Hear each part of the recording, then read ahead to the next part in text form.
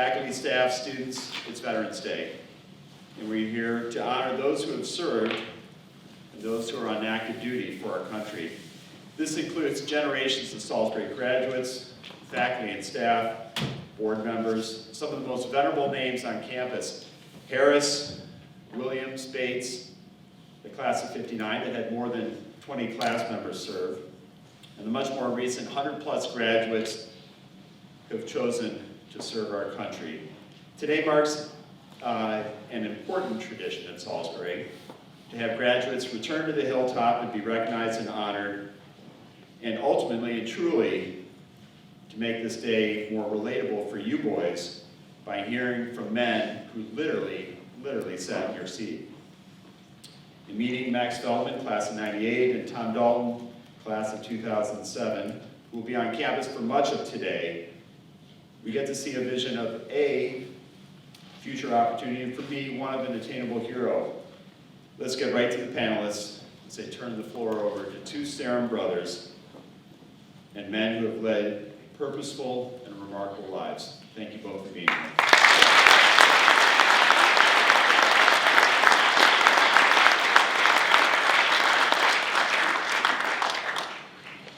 Okay, you guys hear me okay? All right, guys, first of all, thank you very, very much for having me. This is such a special place, and I was joking with Chris Brislin, who's one of your administrators here, who's here when I was here. While you're here, you can't wait to get out of here. You can't wait to move on and get on with the next chapter, right? And then after you graduate, as you get older, you just can't wait to get back here in whatever capacity. You think about Salisbury more, you think about your time here, and you just want to get back here in any way you can. So this is really special for me, and I know for Tom as well. So I gotta say, the campus looks absolutely beautiful, a lot different than when I was here in the late 90s. I remember one day, it was a day like this, a random weekday, I was doing a Key Society tour in Payson. Anybody, you guys live in Payson? Some guys here still, I'm sure, yeah. So I was taking a family through Payson, and it was a mom and a dad and their son, and so I took them to this dorm room. We had like a pre-prepped dorm room that was ready to go, right? And because you show the family, hey, this is what it looks like when you live in a dorm here. So we got to the dorm room, I pushed the door open, and the door literally fell off the hinges flat into the room. And the mom and dad just looked at each other and were like, well, all right, we're gonna head over to Hotchkiss now. Thanks for having us, appreciate it. So anyway, hey, it wasn't always pretty back then, but we got the job done, right, guys? That's how it is here. So anyway, look, I want to tell you guys a quick story, and then hopefully I can just share with you a little bit about how my experiences here sort of helped prepare me for that experience. A story from my time in the Army, and why my time here with Salisbury is meaningful and prepared me well. After college, after Salisbury, I went to Trinity College, and then I enlisted in the Army. I went to basic training, and then I commissioned as a second lieutenant in the infantry in the Army. This is back in the mid-2000s. Once I got through training, right away I was sent over to Iraq. And I was sent to join my unit, U.S. Army's 10th Mountain Division. They'd been in Iraq for about 6 months at the time. And I was going over as a replacement platoon leader. Another platoon leader is a young officer. You're in charge of a rifle platoon. So a rifle platoon is about 30 soldiers in a combat environment. I was going over to a different platoon leader, lieutenant, had just stepped on a pressure-plated IED, improvised explosive device. His leg had gotten blown off. So some personnel reshuffling meant that I was tapped to go and fill an empty platoon leader spot in the unit as soon as I was done training. So I got to Iraq, and I got to this remote patrol base called Patrol Base Doria, which was about 50 kilometers south of a big city, oil city called Kirkuk in northern Iraq. And I got out of the convoy, I looked around, and the base was extremely desolate, just some tents, and that was about it. So I put my gear down, I got my tent, and over the next few days I met my commander and I met my soldiers who I would be leading in combat. After a few days, my commander summoned me into the operations center, and he said, Max, I have your first mission for you, okay? I want your platoon, we have intel that we have a bad guy hiding out in a village about 30 kilometers from here. I want you to go get this guy. Okay, he's a bad dude. We have evidence that he's been involved in attacks against some U.S. soldiers, and I want him. I want him back here, and I want us to be the ones that interrogate him. So I said, absolutely, all right, roger that, sir, let's go. This is what I've been training for. So I ran out of there, my heart was beating, I was nervous. We prepared that evening, and we got a little bit of sleep, or tried to, and then we rolled out, I think at some point that night. We rolled out in our trucks, and we got to this village a little bit of time later, and we got out of the trucks. I left some of our soldiers in the trucks to set up a blocking position. The rest of us went into the village on foot to go to this house where this bad guy supposedly lived. So we crept up very slow. It was night, it was almost dawn, but we wanted to get in and get out of there before it became light and people started waking up. So about dawn, we got to this compound, which is where the house was supposed to be. And I checked my map, and it looked like I was at the right house, and we were at a wall outside the compound. And I peered around the wall, and standing in front of the house was what looked like a mother, a father, and their son, like a teenage boy. And I checked again, and I said, this looks like it's the right house. We're supposedly at the right house. So I grabbed a couple of soldiers and my interpreter, Sammy, who spoke Arabic, and we went around the corner and we walked up to the house. And of course, the family, the mother and father and the boy were startled, just shocked to see us and scared. And right away, they just started yelling and screaming and were scared. And so Sammy, my interpreter, was talking to them very firmly and just saying, look, this is who we're looking for. Have you seen this person? This is the name we're looking for. And I could see this sort of look of fear come over the mother and father because they knew that that was their boy. It was their boy's name, and the name matched. I said, Sammy, what's going on? Is this the right kid? And Sammy said, sir, this is a match. The name matches the name of the terrorist that we're supposed to go after. I said, you're telling me this kid looks like I looked like when I was 15, like awkward and gangly and half asleep. I mean, there's no way this kid is the bad guy we're looking for. Sammy said, sir, that's up to you. You got to decide whether we take this kid or not, whether it's a match or whether it was just bad intelligence. So I'm just thinking, and then Sammy was talking with the parents more, and he said, sir, he's about to leave on his motorbike. He has to go take this big test at a regional testing center. And if he gets there to this test and he does well in the test, he gets to go to college and move on into a career and hopefully some prosperity. But if he misses this test, that's it. It's over for him. He's going to probably be resigned to a life of menial labor or raising livestock here in the village. So the parents obviously were distraught because they could see what was going to happen. We were going to take this kid, and it would be weeks or months before we figured out that we had the wrong guy and got him back to his village. So right now I had a big decision to make, and I was brand new, and I was just trying to figure out what to do. And in my ear, my soldiers start talking. They start saying, sir, come on, we got to get out of here, make a decision. Are we taking the kid or not? And then I had other soldiers in my ear, other supporting leaders saying, sir, take the kid, put him in flex cuffs, and let's get out of here. It's not safe. We can't hang out here any longer. So at that moment, I just made a gut decision. And we left the kid. I told Sammy, hey, tell the parents, tell the kid, good luck on your test. We packed up, got back in the trucks, got out of the village, and headed back. So we got back, and my commander, of course, was not happy with me. He was pretty upset. And he was a career guy, and he wanted that kid, but I was convinced that that was not the right kid. It was just a mix-up in names. And I could tell some of my soldiers were not happy with me either, which wasn't ideal because I was a brand new leader to them, and of course I wanted them to like me and respect me. So one of my fellow platoon leaders came up to me and he said, you know what, Feldman, I think you made the right decision, because if you had grabbed that kid, if you had thrown him in flex cuffs and thrown him in the truck and we had taken him away, you would have just erased all the good faith and all the good work we had done in that village. That's a very strategic village, and we've been trying to win over the population of the village, and I think it was the right decision. Other people I knew didn't think it was the right decision. That's just an example of some of and Tom will tell you this too, like some of the situations you're put in constantly being an army or being a military leader. And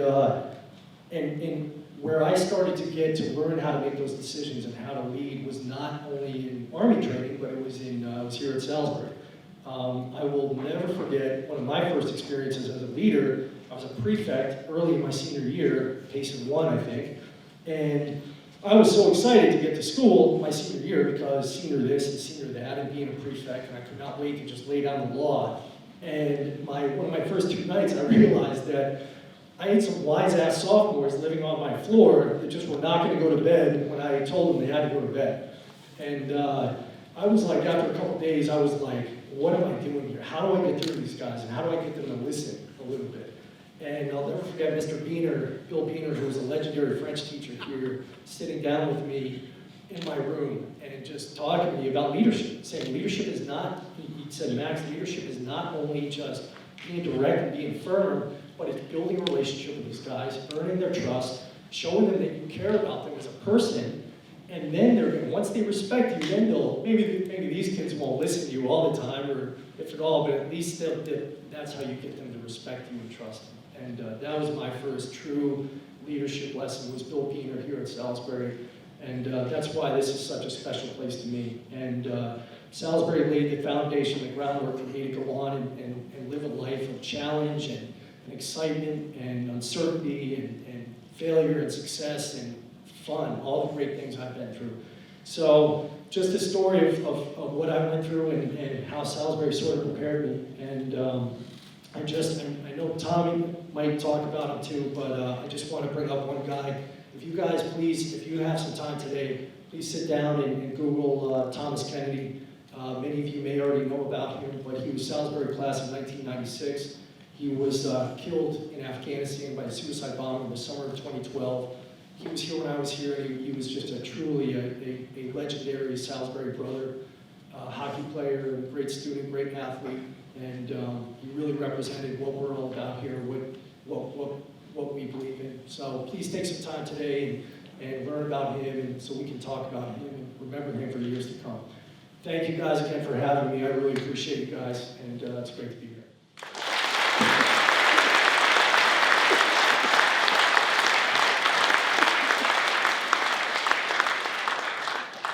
It's a tough act to follow. Nice job, Max. Yeah, so as Max said, him being in the service probably in the early 2000s, mid-2000s is a pretty pivotal moment. I think most of you may know in the time in service. I went to West Point after I graduated Salisbury. I went to the West Point Prep School and I went to West Point. So I really liked high school, so that's why I did all those years. But I came to Salisbury, I think in the fall of 04. Yeah, 04. I had no idea what I was doing. It was an all-boys school, and my best friend from home in Dakota, Canterbury, he's like, dude, it's co-ed here. Why are you going to Salisbury? I was like, just wait. And then it was soccer season, or football season, and then all the seasons just kind of came together, and the athletics just started doing the talking. So like that's where I was just like, hey, just don't worry about that, it'll be okay. And so my thing when I joined when I came to Salisbury, I remember this day, is pulled in, and we're like, my parents we had no idea what we were getting ourselves into, and we pulled up in this VW Volkswagen, the newer version van.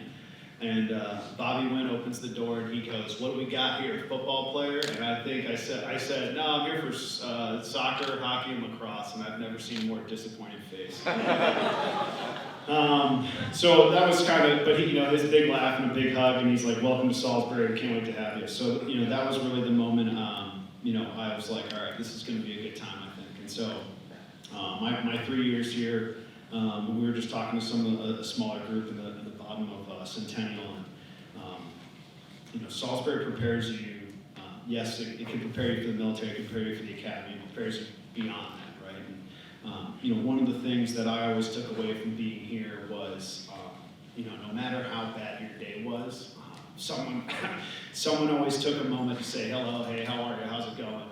They looked at you, and that brotherhood that Max is talking about, carried over into the service, and just the way you run into maybe a superior officer or subordinate, and you look at what they're doing and the day that they're having and those check-ins. And so for me, I didn't necessarily go on all the combat tours that Max went on, but the leadership and the molding that you do that happens here at Salisbury, happens here on the Hilltop is unforgettable. And I think folks come in here with the mentality of I don't know if I'm gonna like it. I don't as a fourth former, you're like, third former, you start here as a freshman and fourth, sophomore, and by the time you hit that sophomore year, I think you really hit your stride of like, I want to come back to Salisbury. This place means a lot to me. And by the time you hit your senior year, it's the buy-in. The Key Society plays an integral role in that, and that to me was always something that I took away. Is when I had Tyler Cassell taking me around here, and he was a great athlete and everything, but he really sold the school, and the school did a lot of the talking.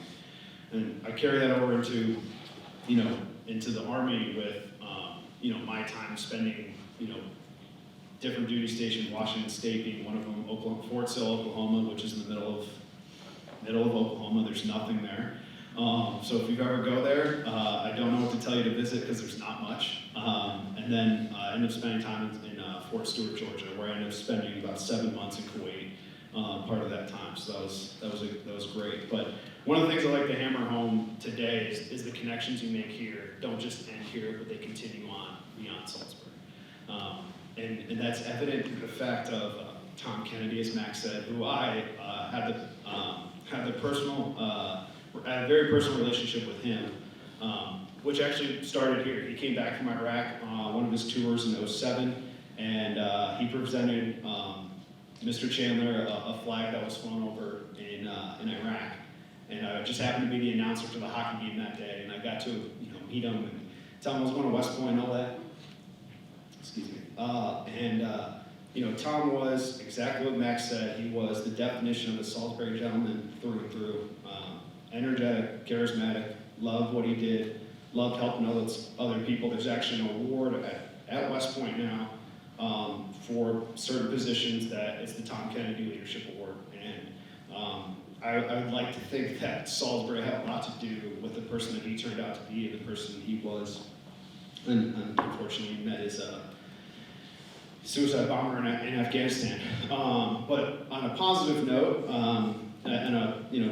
fast forward to the Kuwait experience that I had, it was 2:30 in the morning, and it was like my tail end of Kuwait. I'm trying to get this unit from Kuwait into Afghanistan. I get this tap on my shoulder, and can I swear? Sure as shit, it's Mitch McDonald, class of '07, on his way to Afghanistan. And Mitch was a PG from Texas, Houston, Texas, and he found himself here at Salisbury. Mr. Ruskin had just taken over our senior year of the basketball team, and Mitch was a part of that turnaround. Mitch played Toll House. Mitch and I kept in touch at school, being athletes together at West Point, lacrosse, basketball. My parents being somewhat his billets when he was at school if he couldn't make it home for a holiday. But those connections that you make here, you never know if you're going to find that person again, whether New York City, West Coast, Kuwait, Asia, wherever it might be, and beyond. And through the power of social media, you guys are able to, I think, stay in touch now more than ever. One of the things that I wish I had done, or wish we had more of, and Max, maybe you feel the same way, just given that you graduated Salisbury a little bit earlier than I did, is more like the touch points on social media. Yes, there's Facebook, but now there's FaceTime. There's all these other things that you guys can stay connected with, and I would say that is very much important. 798 as it is today is keeping in touch with everyone in this room. Because when you guys go out and you graduate and you go off and do your different things, you never know when you're going to see somebody else again. But what's going to always bring you back here, what's always going to bring you back together is that time in Salisbury, that headmaster's holiday, that hockey game against Avon, lacrosse game against Hotchkiss, football games against Trinity Pauling or whoever it might be. But those times, the brotherhood that you build here, and you might be going through it, but at the end of the day, it's like, oh, I wish I was back at Salisbury. Oh, I wish I was at, I wish we had a school meeting today and here's some joke. I'm sure there's I'm not going to call it class clown, but there's a jokester in this crowd that everyone knows about on the Hilltop, and that's probably great. But it's those connections that you guys will have forever. And I think the military for me really helped with that. I certainly think there's folks here who've obviously moved on, who definitely paved the way for me to be who I was, and allowed me to grow here as not just a young man, but ultimately a leader and a follower. I thank everyone for having me here today. I think it's been 14 years since I've been here, so obviously a lot has changed. I'm looking forward to taking a couple questions or talking with some of you later on today. But I really appreciate you having me. My time here was something I'll never forget. And the fall, it's always a beautiful place up here. So thanks for having me, and yeah, go Knights.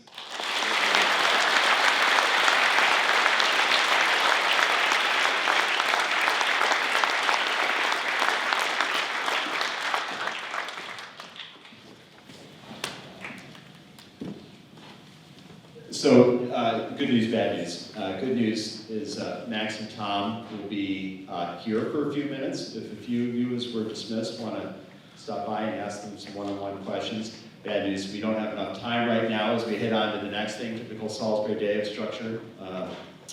And they'll be joining us in the dining hall too. So take a moment, come say hello, sit down, have lunch with them. Max and Tom, thank you. That's it. And you're a wonderful, loyal part of the brotherhood. And you taking the effort to come up from Florida and New Jersey and away from your work today and your families. We're honored to have you here today. So one more round of applause.